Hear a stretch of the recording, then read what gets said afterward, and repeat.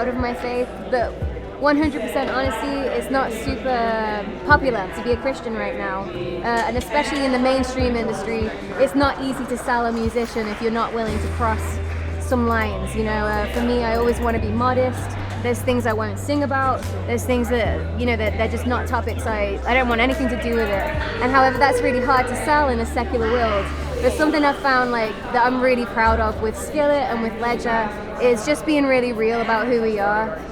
It's the best way to share your faith and hope is just to be a friend, be a light, take the time to get to know someone. And I think people expect Christians to be quite judgmental and maybe they're not going to relate, but all it takes is being a friend, and it kind of breaks those boundaries down really quickly.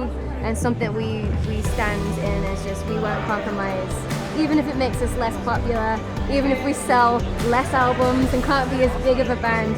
We just feel super proud of who we are in Christ, and that's something that we'll never compromise on.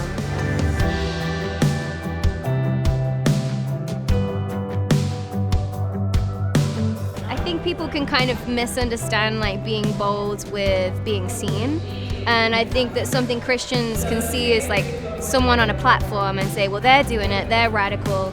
And what I've found in my life is the most radical people I've met are the ones that in their everyday decisions, who they are in secret, what they choose to fill their mind with, their heart with, their thoughts with, is actually when no one can see you and who you are before the Lord. Those decisions you make there are some of the most vital, because I feel like if you can really seek Him in the quiet place, know who He is, and be obedient to Him in your heart and in your mind and what you look at, what you read, whatever that is, I believe that obedience will outwork itself through you if you're able to do it in that place. So if anyone is listening and they just want to be encouraged, start by seeking God in your quiet time and choosing Him when no one else gives you praise, hey, you did it for Jesus. Don't mix up platform with being radical. And so it's so simple, and it's just loving Him and loving the people around you. It's the boldest thing you can do. Be vulnerable, be real, step out, pray for someone. It might make you feel embarrassed, but usually when I've prayed for people that aren't Christian, it's never made them feel weirded out. It's actually made them feel really loved and cared for. And I think we can get a little locked up in seeming weird when actually people just want to be loved and cared for. So just take the time to reach out.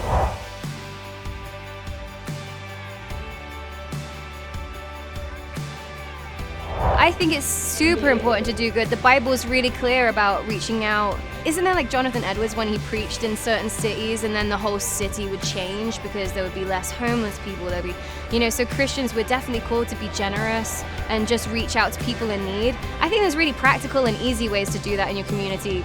Give to charity, or find out if there's ways that you can serve in a soup kitchen or at a children's ministry, kids work. There's so many ways that are so simple and small that you can get plugged in your community, and it'll make a massive difference.